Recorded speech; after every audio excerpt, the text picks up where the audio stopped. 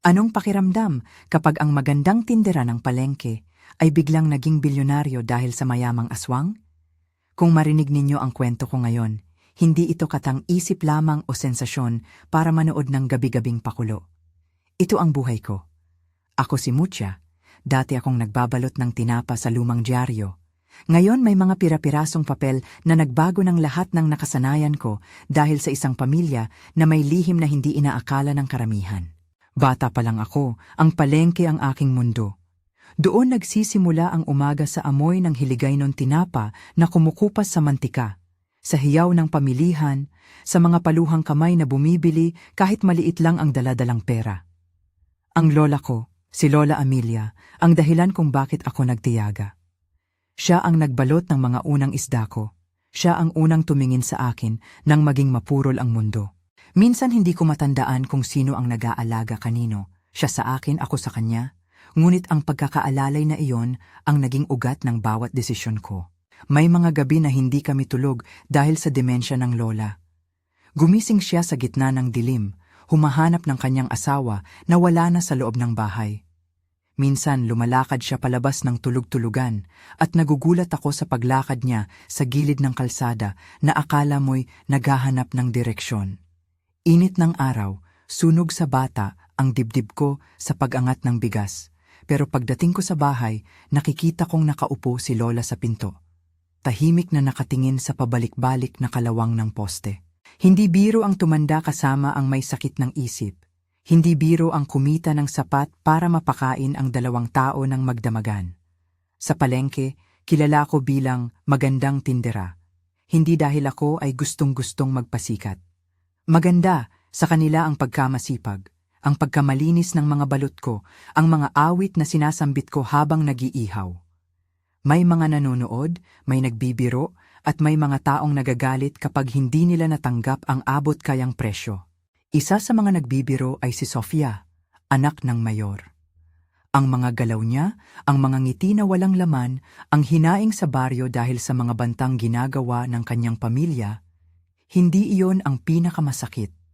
Ang masakit ay ang pagmamaliit niya sa amin. Tindera lamang, bulong niya minsan, na may kasamang tawa kasama ang mga kasamahan sa kalye. Nilalait niya ang mga mata ng lola ko, sinasabing ang pagkabulag ng alaala ay kawalan ng leksyon sa buhay, na para sa kanila, ang mahirap ay wala sa tama. Alam ko ang mga ganitong klase ng tao, alam ko rin na hindi ako pwedeng umiyak sa gitna ng palengke. Kailangan kong ngumiti, magbilang ng sukli at ibalot ang pangarap sa lumang dyaryo. Ngunit may araw na nagbago ang lahat nang makakita ako ng matandang lalaki na nakahandusay malapit sa bangketa. Kanyang dibdib na tila hindi makahinga. Marami sa paligid ang dumaan lang. May nagunat ng leeg at nagkumot, pero hindi tumulak upang magbigay ng tulong. Ang lola ko ang naging dahilan kung bakit ako naglakad palapit. "Manong, tulong po kayo!" Sigaw ko habang sinasara ang sari-saring balot ko at ipinagtabuyan ang ilang nagtatakang naglalakad. Paglapit ko, nakita ko na ang lalaki ay may malalim na hiwa sa braso, kumukupas ang kulay ng ilong at may dugo na tila sumusubok bumagsak mula sa kanyang damit. Sa paningin ko, siya ay walang pagkakakilanlan, isang estranghero sa umaga ng aming palengke. Pero iba ang anyo ng lalaki, hindi siya mukhang luma lamang. May pagkakatayog sa nele ng mga kamay, may pagkasasa sa mga mata na hindi agad nakikita ng iba. Tinulungan ko siyang tumayo. Tinakbuhan ko ang malapit na tindahan para humingi ng basura at panyo. Pinahid ko ang kanyang mukha, binuhat ko siya hanggang sa aming maliit na bahay upang madali siyang maingat. Si Lola, na siyang palaging nauunang malaman ang sakit ng iba, ay umupo sa lamesa. Pero ang pagtingin niya sa matanda ay may kakaibang pag-amin.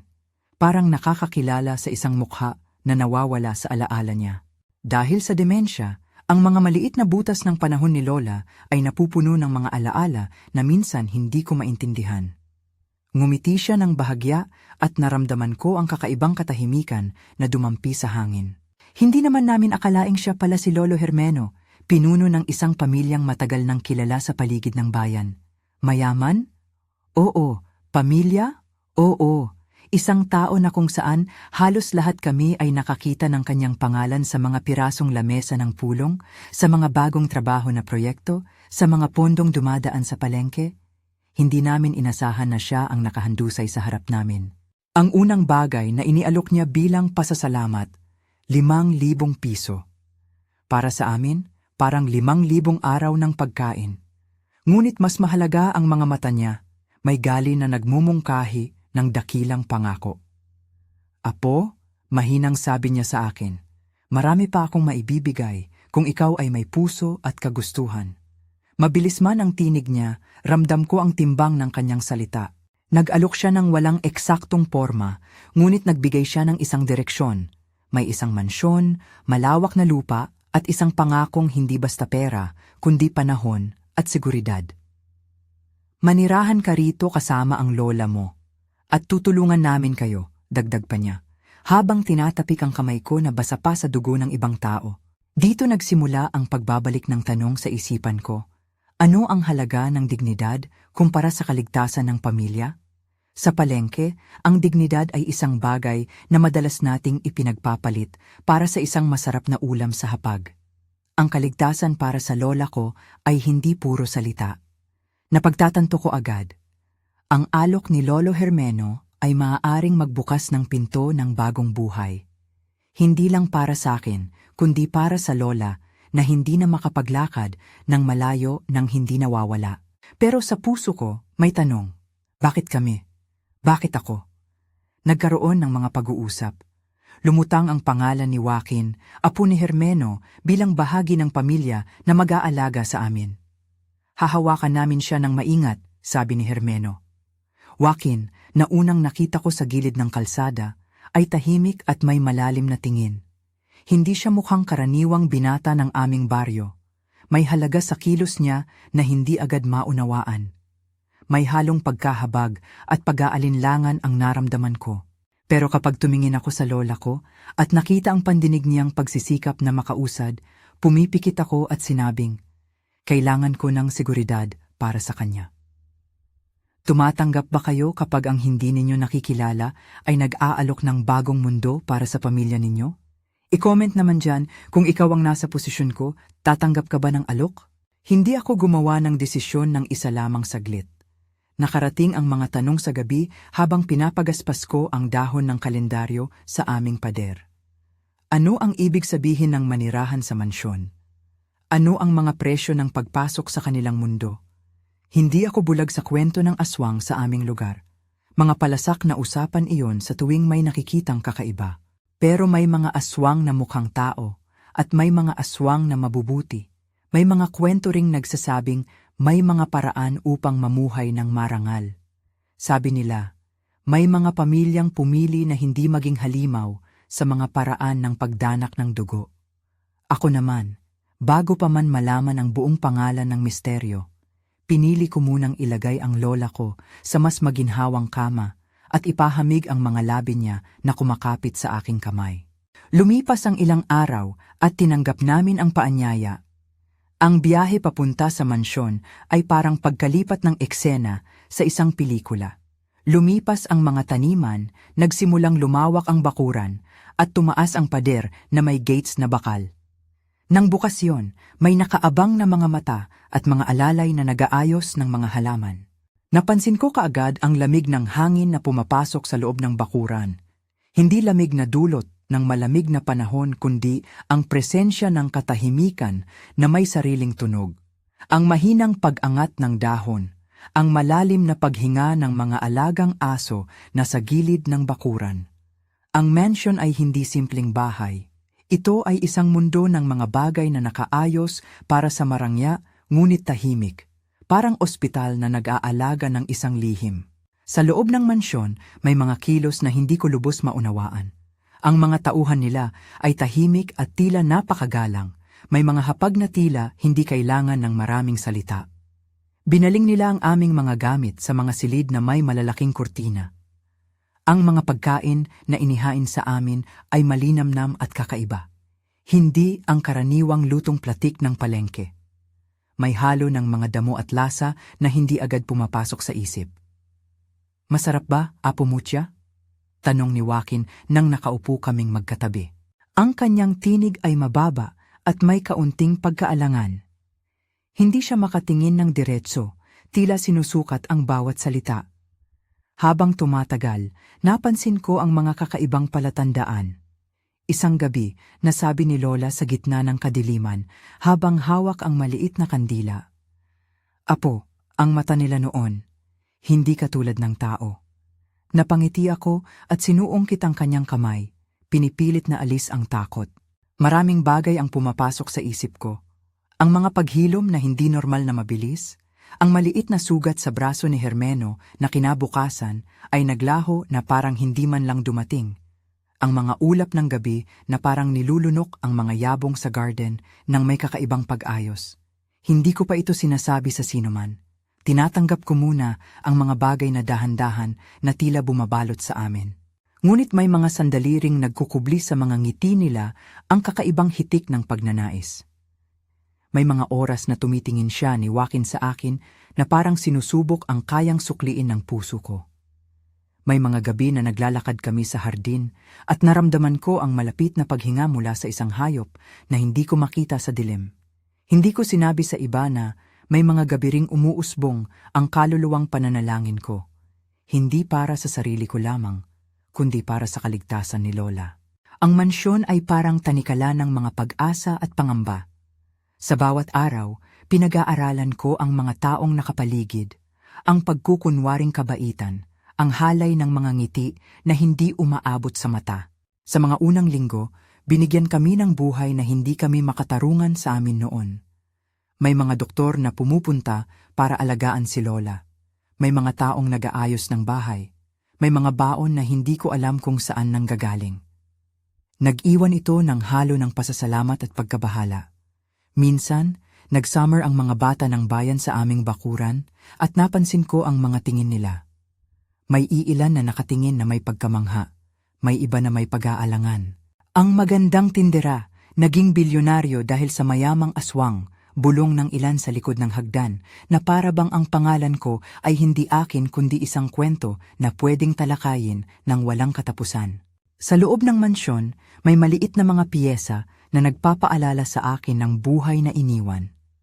May mga kahon ng lumang larawan, mga alahas na pilak na nakakikinang sa lampara, at isang maliit na kuwintas na may pendant na pilak ang inilagay sa puno ng una ng lola ko.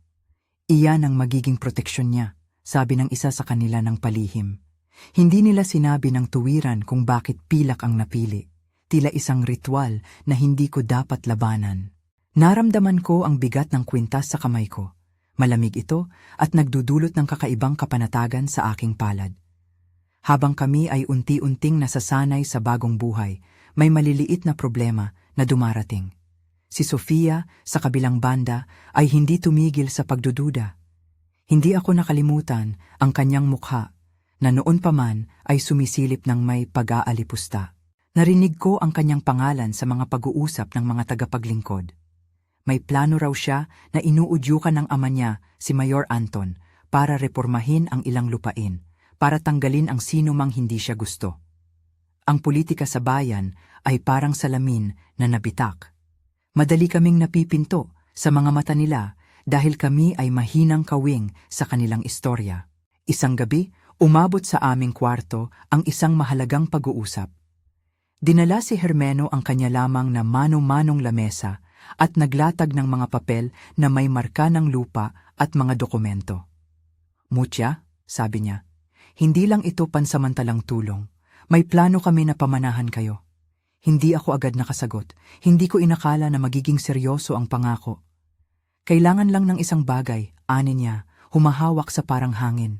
"Hindi namin kayo pipilitin, ngunit may kaugalian kami dito na dapat igalang." Hindi ko maintindihan kung ano ibig sabihin niya, ngunit nakaramdam ako ng mahiwagang bigat sa nasa dibdib. Ang pagpili ay hindi naging dramatiko sa simula. Isa itong serye ng mga pahintulot, ng pag-aangkin ng isang mundo na hindi mo basta kinabukasan. Sa aking panig, ipinangako ko na aalagaan ko ang lola ko at titingnan kong mariretiro namin ang hirap. Ngunit sa paggising ng mata ko, naroon ang tanong, Ano ang magiging bayad kung tayo ay tumira sa mundo nila? At kapag may mga lihim ang isang pamilya, ano ang mga lihim na iyon? Hindi ko man mawari noon, ang lahat ng maliliit na sinyales ay nag-ipon. Ang mga mata na sumisilip sa dilim, ang mga sugat na naglalaho, ang mga gabi na tila may tunog ng hayop na hindi maidetalye. Ngunit sa puso ko, nagwagi ang tawag ng responsibilidad. Pumayag ako, para sa lola, para sa kinabukasan. At noong tinanggap ko ang alok, hindi ko pa alam na iyon ang sandali na sisimulang magbago, hindi lamang ang aming tirahan, kundi pati na rin ang aking pagtingin sa mundo. Nagpasya akong tumuloy manirahan sa mansyon at dinala ko si Lola kasama ko. Ang unang gabi namin doon ay puno ng mga panaginip ni Lola. Bumabalik siya sa mga araw na naglaba siya, nagluluto, nag-aalaga. Sa umaga, nagising kami sa mga bakas ng kalinisan ng palengke na naingatan ng mga alaalang iyon. Nagising ako na may mabigat na responsibilidad at may kakaibang paghingi ng panibagong lakas. Ang mga unang linggo ay nagdala rin ng pag-asa. Nag-aral ako ng bagong gawain. Hindi na ako nagbabalot lang ng tinapa, natutunan kong magpamahala ng mga bagay, magpatakbo ng mga tao, at magbasa ng mga dokumento. May mga oportunidad na lumitaw para sa amin. Mga scholarship para sa pamayanan, mga proyekto para sa aming barangay, at maliit na trabaho na libre para sa mga kapitbahay. Ang mansyon ay hindi naging lang tirahan. Naging sentro ito ng pagkakataon para sa mga taong tulad namin. Ngunit sa likod ng mga biyaya, nagsimulang lumabas ang mga anino. Sa isang umaga, nagising ako at hindi ko matagpuan ang lola sa kama niya. Akala ko naglalakad lang siya sa garden, kaya't lumabas ako at hinalughog ang bawat sulok. Wala siya. Ang mga tanim ay walang bakas ng sapak. Parang naglaho siya sa hangin. Tinawag ko si Joaquin at umupo kami sa hagdan ng mansyon, nagtanong at nag-ikot ang mga mata namin. Hindi namin makita ang anumang palatandaan ng paglusot. Panahong iyon, natanto ko na ang sinasabing kaligtasan ay maaaring maging isang bitag din. Hindi ko alam kung sino ang unang nagtanong sa mayor o sa asawa niya. May mga tinig na nagsabi na ang pag-alis ng lola ay maaaring dahil sa isang gawain na dapat ipagawa sa kanya. May mga panahon na ang lola ko ay naglalakad na para magpakalma. Ngunit ang gutay-gutay na pagkabigla sa dibdib ko ay hindi ko maalis. Hindi pa noon ako nagdadalawang isip na ilan sa mga taong nasa paligid namin ay may mas malalim na balak. Sa mansyon, ang mga tao ay kumikilos na parang wala ring nangyari. Ang mga alahas sa mesa ay kumikislap. Ang mga portrait sa dingding ay naninindigan na parang hindi nagkakaroon ng oras para sa krisis. Sina Sofia at ang ama niyang si Mayor Anton ay nagsusulong ng kanilang mga interes. Tila may mga pag-uusap tungkol sa lupaing nasa paligid ng Villarreal na baka ang puso ng aming baryo ay mapunta sa kanilang kontrol. Hindi ako makapaniwalang ang pagkakataon na inabot namin ay maaaring may kapalit na multa. May mga araw na nagising ako at hindi ko maintindihan kung ano ang dapat kong gawin.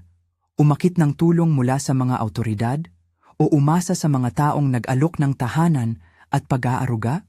Ang mga unti-unting palatandaan ay lumalala. May mga oras na nakikita ko si Joaquin na nag-iisa sa hardin, nagpapahid ng kamay sa isang sugat na tila nawala kagabi. May mga pagkakataon na si Hermeno ay nagiging malalim ang tanong sa pag-uugali.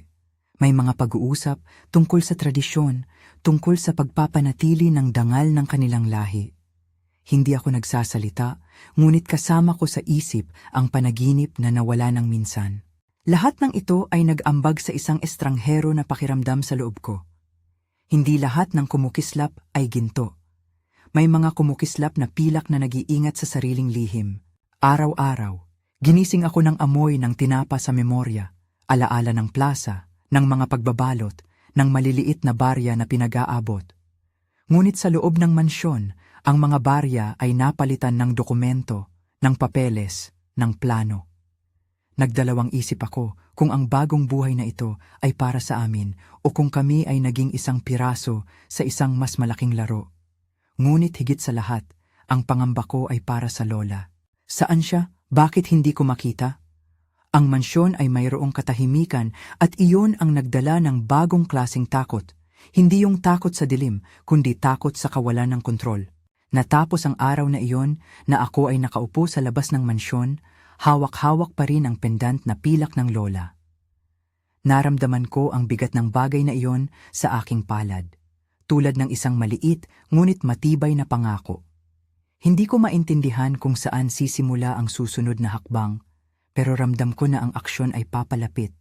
May mga tao sa Bartolina ng bayan na hindi makapaniwala sa aming biglaang pag-angat at may mga taong nagsusuri sa bawat galaw namin. Ang isang tawag, isang lihim na pag-uusap, isang pag-alis, lahat ay maaaring magbago ng takbo ng aming tadhana. Habang hinarap ko ang madilim na posibilidad ng pagkawala, hindi ko alam na ang tunay na pagsubok ay hindi lamang ang paglalaban para sa lupa o kayamanan. Ito ay labanan para sa pagkatao ng isang lola na siyang dahilan kung bakit ako gumawa ng bawat mabigat na hakbang. At iyon ang pinakamasakit. Ang malabong agwat sa pagitan ng katiyakan na aming natanggap at ng hindi pagkakaalam kung sino ang totoong naghahawak ng mga piraso ng buhay namin.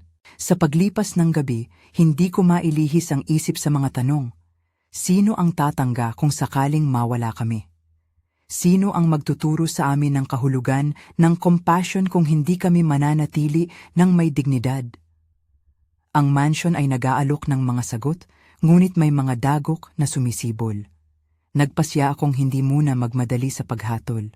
Ngunit alam ko na ang susunod na hakbang ay hindi na lamang magiging tungkol sa pag-aalaga. Magiging tungkol na ito ng paghahanap. Paghahanap sa lola, paghahanap sa kalinawan, paghahanap sa mga taong tumitigil sa aming pagbabalik sa palengke at tila hindi na kami kilala.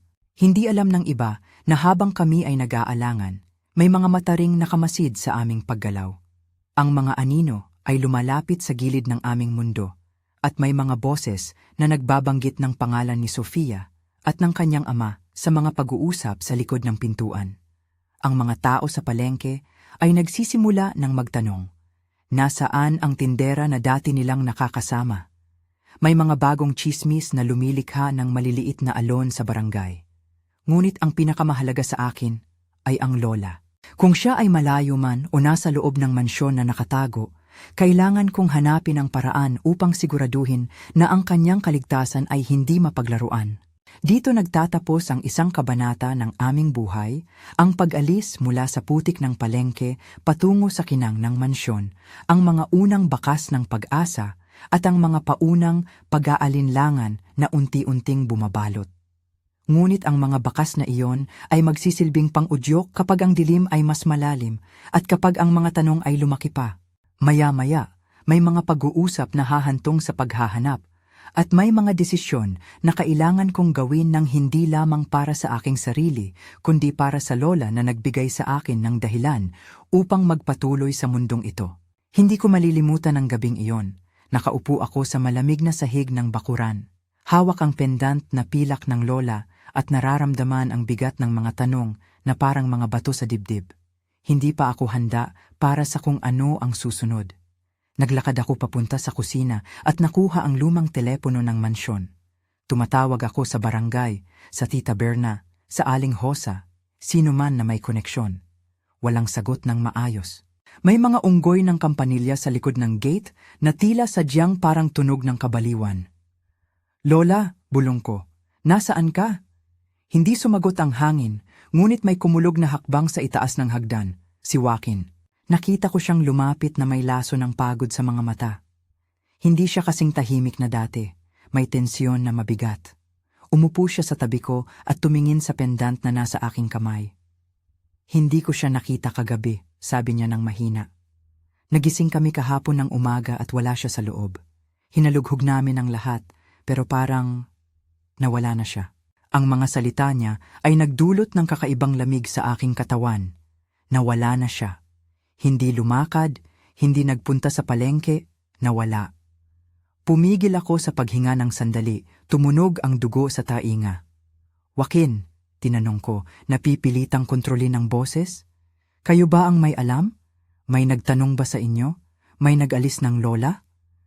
Napatingin siya sa akin at nagkunwaring hindi matatag ang kaniyang bibig. May usapan kami. Hindi namin sinasabi ng ganoon lang. May ilang bagay na dapat ayusin muna, pero hindi namin inasinta na mawala siya.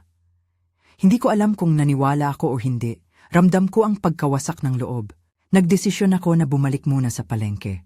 Kailangan kong makita kung ano ang nangyayari sa aming mundo. Kailangan kong marinig mula sa mga nanonood ng umaga kung may nagkaroon ng kakaibang balita. Binigay ni Joaquin ang ilang pera para sa pamasahe. Mura iyon kumpara sa ginagawa niyang pagpapakita ng suporta. Pagdating ko sa palengke, mabigat ang mga tingin. May mga bulong, may mga mata na hindi alam kung dapat bang magtanong. Si Tita Berna ang unang lumapit. Hinawakan niya ang aking mga kamay ng mahigpit at hindi niya ako pinakawalan na parang may kinikimkim na lihim. Ano ang nangyari sa lola mo, Mucha? Tanong niya. May mga nagsasabing dinala siya para pilitin kayong sumunod sa gusto nila. Napuno ako ng galit at takot. Sinabi niya ng sino? Tanong ko, nilalaban ng paninindigan. May mga trapo na naglalakad-lakad sa gabi, may mga taong sumasayaw sa paligid ng pader, may mga nagsasabing nakita si Sofia na may kasama. Hindi ako tumigil doon. Tinanong ko ang mga mangangalakal isa-isa, pinipilit bumuo ng isang larawan. Unti-unti, lumitaw ang isang pattern. May pag-uusap si Sofia at ang ama niyang si Mayor Anton tungkol sa lupa. May mga taong nag-uulat na ang pamilya Villarreal ay nagpapalawak ng kanilang sakop. At may isang pangalan na paulit-ulit, Danilo. Natutunan ko na si Danilo ang itinakwil na anak ni Hermeno, isang anak na tinaboy dahil sa mga kasalanang pinaniniwalaan ng pamilya. May mga kwento sa bayan na lumalabas. Si Danilo raw ay nag-anyong iba, hindi man lamang basta tao. May mga sulyap na hindi pangkaraniwan, mga pag-atake sa mga hayop sa gabi, mga bakas ng sapak na hindi karaniwan. Ngunit hanggang kailan ako maniniwala sa mga tsismis?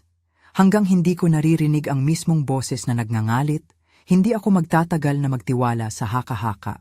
Pinag-isa ako ng pag-aalala at galit.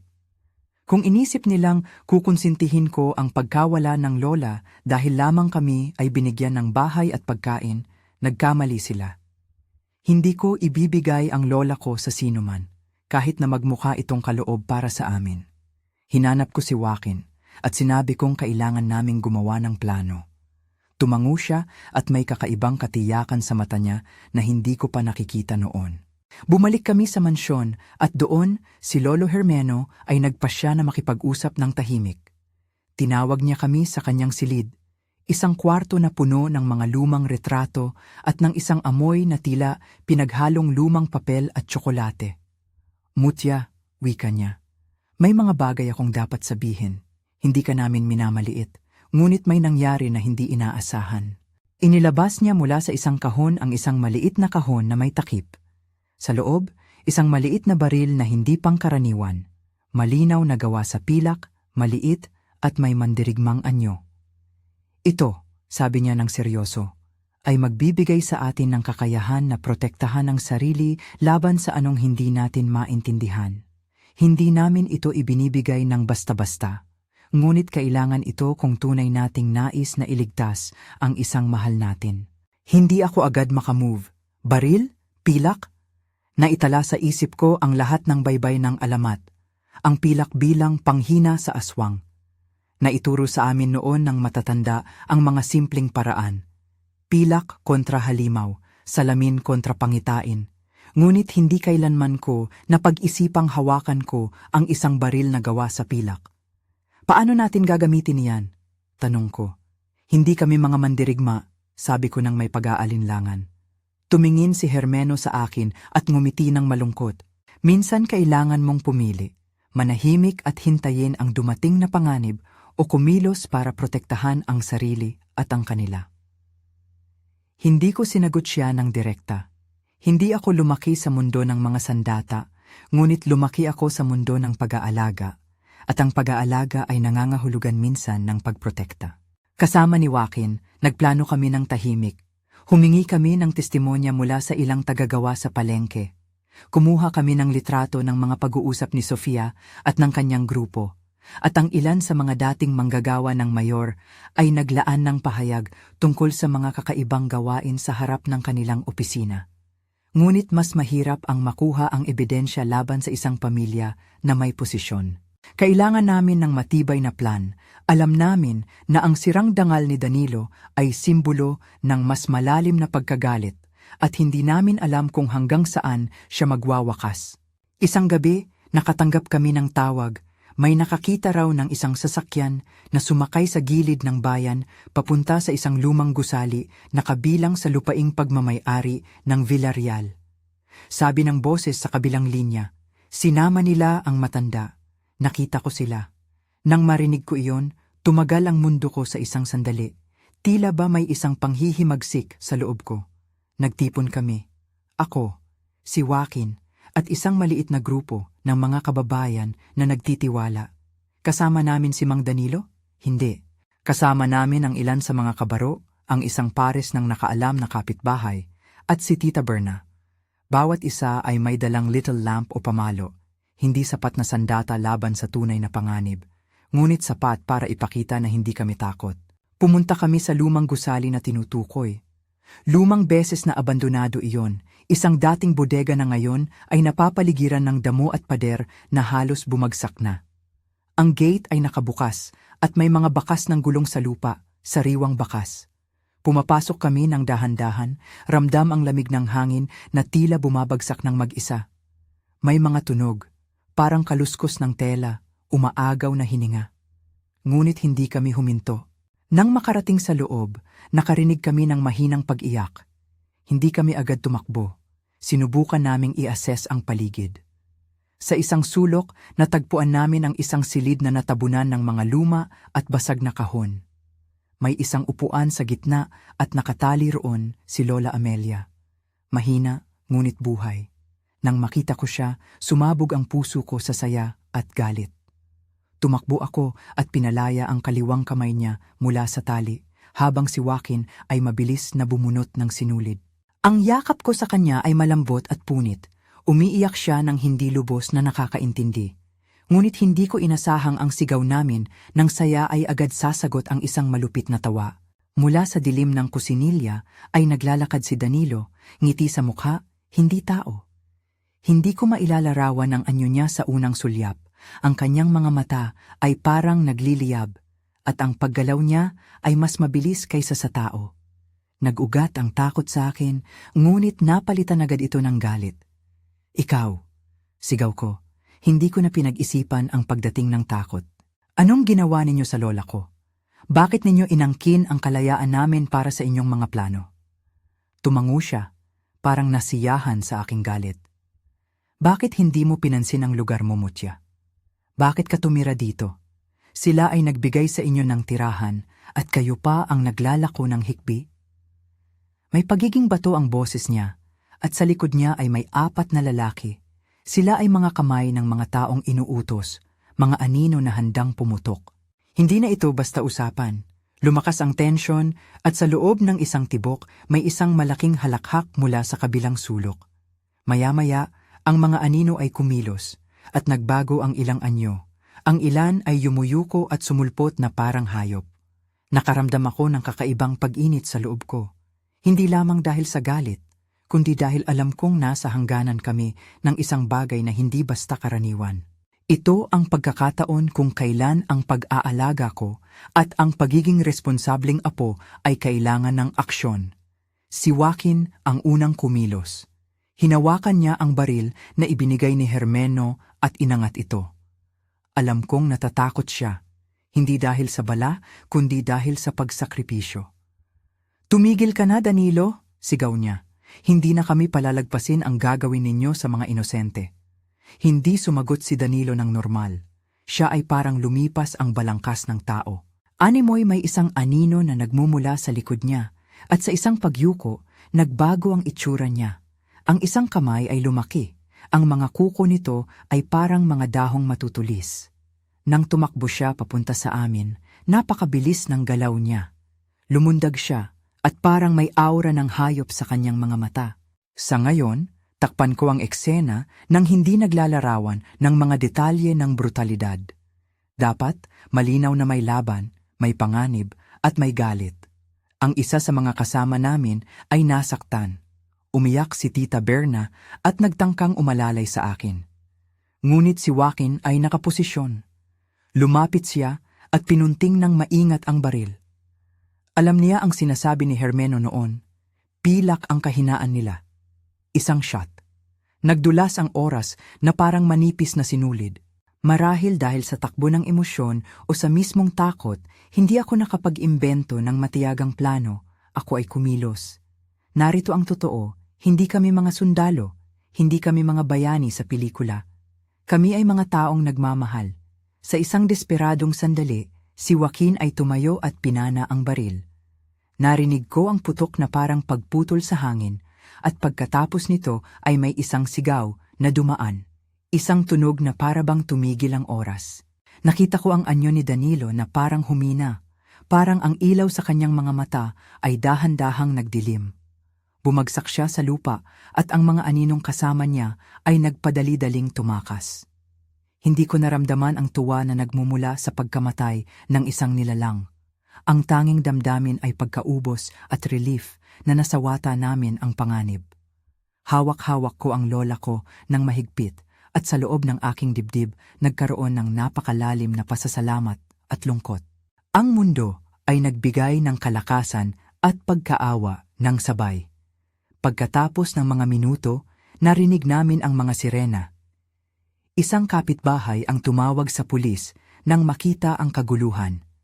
Dumating ang mga awtoridad at sa kanilang mabilis na pag-imbestiga ay nakita nila ang mga ebidensya, ang bakas ng gulong, ang mga tali, mga palatandaan ng sapak at ang katawan ni Danilo.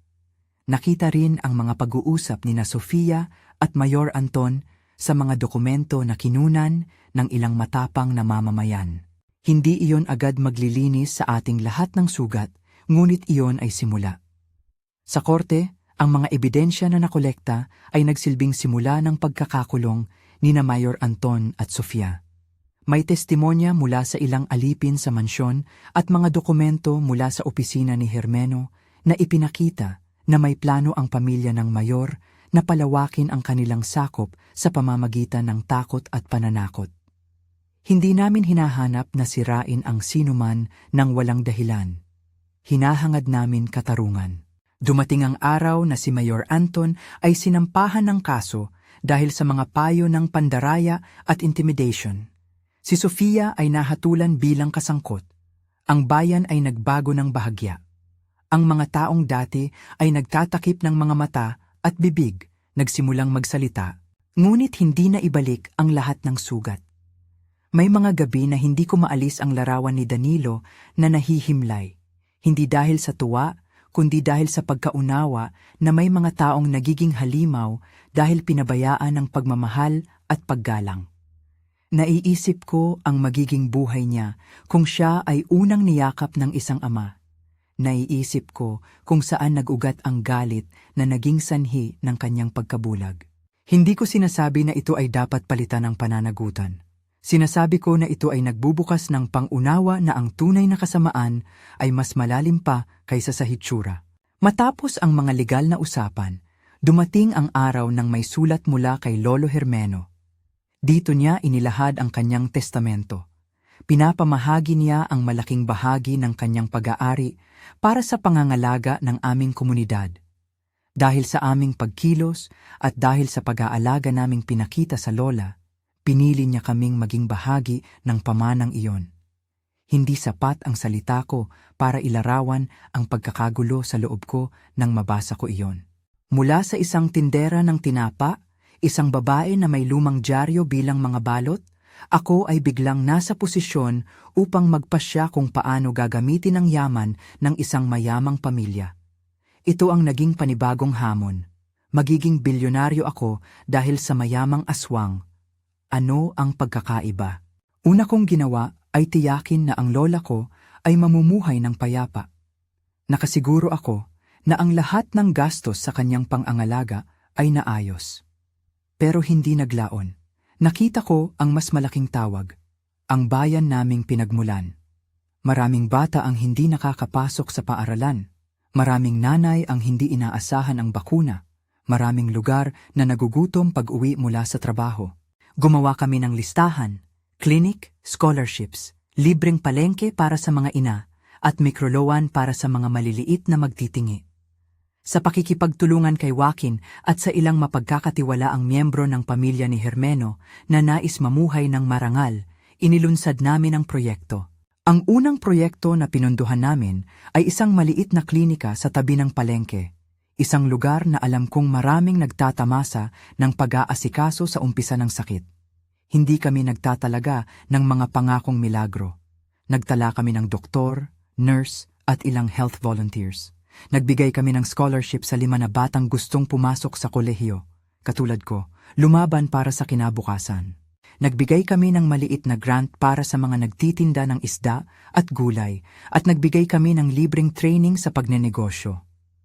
Bawat hakbang ay ginawa ko bilang alay sa lola ko at bilang pagtanaw sa lahat ng mga nagpahintulot sa aking isigaw sa matagal na panahon. Ako ay bilyonaryo na dahil sa mayamang aswang. Mga salita na minsang nakakatawa, ngunit ngayon ay may bigat. Hindi madali ang lahat. May mga kritiko, may mga taong nagtatanong kung bakit ako tinanggap ang pamanang ito, at may mga nagsasabing hindi ako karapat-dapat. May mga araw na ako mismo ang nagdadalawang isip. Nararapat ba na ang kayamanan na nagmula sa isang pamilya na may pinag-alamang lihim ay gamitin para sa kabutihan? Sa tuwing aliwin ko ang isip, pumapasok sa isipan ko ang mukha ng lola. Ang kanyang mga kamay na pumatak ng apoy sa paglalaba, ang kanyang mga mata na minahal ako noon, at doon ko naintindihan ang isang bagay. Hindi ang pinagmulan ang pinakamahalaga, kundi ang kung paano mo ginamit ang yaman para itaas ang iba. Sa pagdaan ng mga buwan, nakita ang pagbabago sa komunidad. Unti-unti, bumalik ang sigla ng palengke. Ang mga tao ay nag-aalay ng oras para sa bagong klinika. Ang mga bata ay lumalaro sa isang maliit na parke na itinayo namin kung saan dati ay basurahan. Hindi ako nagpakilala bilang mayamang aswang o tagapagmana sa bawat araw. Mas pinili kong ipakita na kami ay tao rin na may responsibilidad. Nang makarating si Joaquin sa aking tabi sa isa sa mga pang-araw-araw na pulong sa palengke, humanga akong makita ang kanyang mga mata, mas magaan, mas maliwanag. Naging partner niya ang kanyang pamilya sa pamamalakad ng yaman, at hindi kami kailanman nagkulang sa pag-uusap tungkol sa responsibilidad. Sa pagitan namin ni Joaquin, unti-unti ring nagsimula ang pagniningning ng pagmamahal, hindi yung madalian at dramatiko, kundi isang banayad na pagtanggap, pagtingin sa isa't isa na may pag-unawa, pag-aalaga at kabutihan. Siya ang unang tumayo sa akin noong gabi ng pag-atake. Siya ang unang humawak sa akin nang natakot ako sa dilim. Ngunit higit sa mga romantikong sandali, ang mas mahalaga ay ang ating mga pag-uusap. Tungkol sa pagkakaiba ng ating mga mundo, tungkol sa pag-aalay, tungkol sa respeto. Tinuruan niya ako na huwag matakot sa kakaibang bahagi ng kaniyang pinagmulan. Hindi niya pinagsisilaban ang kanyang pagkalaki. Ngunit inamin ni Joaquin na may mga bahagi rin silang pinanindigan na hindi madaling bitawan. Kami ay nagbalanse. Ako bilang taong lumaki sa palengke, siya bilang bahagi ng isang pamilyang may lihim, at natutunan naming umangkop. Hindi lahat ay naging ideal. May mga pag-uusap na naglalaho sa pagitan ng amin dahil sa inggit o dahil sa mga alaala ng nakaraan. Ngunit ang bawat hamon ay aming hinaharap ng may paggalang at patunay na maaari ang dalawang magkaibang mundo na magtagpo ng may pagmamahal. May araw na inaabot ko ang kamay niya at may kasamang pasasalamat. Hindi dahil sa yaman, kundi dahil sa kung sino siya bilang tao. Sa bandang huli, hindi ko hinangad na maging bilyonaryo para mahalin ako ng sinuman. Ginamit ko ang pagkakataon para mapabuti ang bayan at para maibalik sa lola ang dangal na nawala. May mga pagkakataon na nanunumbalik pa rin ang takot. May mga oras na nanonood kami sa tabi ng bintana habang naglalakad ang gabi. Ngunit may kakaibang kapanatagan ngayon. Alam namin na ang pilak ay may kapangyarihan, ngunit mas mahalaga ang pagkakaisa ng komunidad. Ipinakita ko sa mga kapitbahay kung paano panatilihin ang kaligtasan, hindi sa pamamagitan ng armas lamang, kundi sa pamamagitan ng pagdadamayan. Ang tunay na proteksyon ay hindi natitiklop sa pilak ng kwintas. Ito ay nagmumula sa ating paggabay sa isa't isa, sa pag-aalaga at sa pag-angat ng ating komunidad. Isang gabi, habang naglalakad kami sa gilid ng palengke, hawak ang kamay ng lola, napatanong ako sa sarili, ano ba talaga ang pagkakaiba ng halimaw at tao? Sa ilang bahagi ng aking buhay, inisip ko na ang halimaw ay nakikita natin sa mga babaeng kumakain ng laman o sa mga nilalang na kumukuhang anyo. Ngunit ang tunay na halimaw, natutunan ko, ay may mukha ng tao. Ang halimaw ay maaaring may suit at sirang salita. Ang halimaw ay maaaring may titulo at posisyon. Ang halimaw ay maaaring magtanim ng takot para sa sariling kapakanan. Samantalang ang kabutihan ay dumarating sa maraming mukha, kahit sa mukha ng isang aswang na pinili ang dangal sa halip na dugo. Bilang isang babae na nagsimula sa palengke, hindi ko man inaasahan ang pagbabago ng aking pamumuhay. Ngunit natutunan ko na ang kayamanan ay hindi sukatan ng dangal. Ang dangal ay nasa kung paano mo gamitin ang yaman. Kaya itinakda ko, ang malaking bahagi ng mana ay ilalaan sa komunidad, sa mga proyektong makakatulong sa mga ina, sa mga scholarship at sa mga tahanan na masisiguro ang kaligtasan ng mga matatanda. Naglaan kami ng pondo para sa mga training sa pagnenegosyo at ang ilan sa mga kapitbahay ko ay nabigyan ng oportunidad na magtayo ng kanilang sariling tindahan. Ang lola ko, sa kanyang tahimik na paraan, ay naging simbolo ng pagpapatawad at pag-asa. Hindi siya nagbago dahil sa pera. Siya ay nagbago dahil may nagmamahal at nag-alalay. Sa huling bahagi ng kanyang buhay, nakita ko siyang nakangiti ng may kapanatagan. Hindi dahil sa kumpletong alaala, kundi dahil sa pakiramdam na siya ay minahal at pinrotektahan. Iyon ang pinakamalaking gantimpala. Minsan may nagtatanong, Mutya, paano mo napapanghawakan ang lahat? Ang takot, ang yaman, ang responsibilidad. Hindi madaling sagutin iyon. Ngunit kung may isang bagay na aking sinabi sa sarili, ito ay, huwag hayaang sirain ng yaman ang iyong puso. Gumawa ng listahan, magtiyak na may transparency, at humawak ng responsibilidad ng may pananagutan. Tinukoy namin ang mga trusted board members. May mga taong mula sa palengke at may mga taong mula sa pamilya ni Hermeno na nais mamuhay ng marangal. Pinagsama namin ang lakas ng dalawa para sa ikabubuti ng marami. Kung tatanungin ninyo ako kung nagsisisi ako sa pagtanggap sa alok, hindi. Kung tatanungin ninyo ako kung natakot ako noong una, oo. Kung tatanong naman kayo kung nagdulot ba ng pagbabago sa akin ang karanasan, malaki. Mula sa pagiging isang tindera ng tinapa na umiikot sa palengke, naging tagapangalaga ako ng yaman na ginagamit para sa kabutihan. Natutuhan kong hindi lahat ng makikinang ay masama. Ang pilak na nagprotekta noon ay naging sagisag ng bagong simula para sa amin. Sa pagtatapos ng araw, lumalakad kami ni Joaquin sa tabing dagat ng aming maliit na bayan. Ikaw ay mamangha sa simpleng saya ng hangin, sa amoy ng tinapa na pumapasok pa rin sa aking mga alaala, at sa mga ngiti ng mga taong dati kong kasama sa hanapbuhay. Ang lola ay hindi na malayo. Siya ay nariyan, tahimik na nagmamasid. Ang bayan ay nagbago, hindi dahil sa akin lamang, kundi dahil sa desisyon ng marami na tumulong. May isang huling bagay na gusto kong sabihin, ang tunay na halimaw ay hindi lagi nakangipin at kuko. Minsan, ang halimaw ay nasa mga taong may gahaman at sa mga sistemang pumipigil sa kabutihan. Ngunit ang pag-asa ay palaging nandyan, kung may puso tayong pumili ng tama at gumamit ng kahit anong kapangyarihan para itaas ang iba. Ako si Mutya, isang dating tindera ng tinapa na ngayoy may daladalang responsibilidad. Binigyan ako ng isang pamilya na may lihim at ginamit ko iyon hindi para magpalaki ng aking sarili, kundi para bumuo ng isang tahanan para sa marami. Maraming salamat sa pakikinig sa kwento ko. Kung nais ninyo ng mas maraming aswang confessions at mga tunay na kwento na may halo ng takot at pag-asa, mag-subscribe at i-hit ang bell para hindi ninyo mapalampas ang susunod na kwento.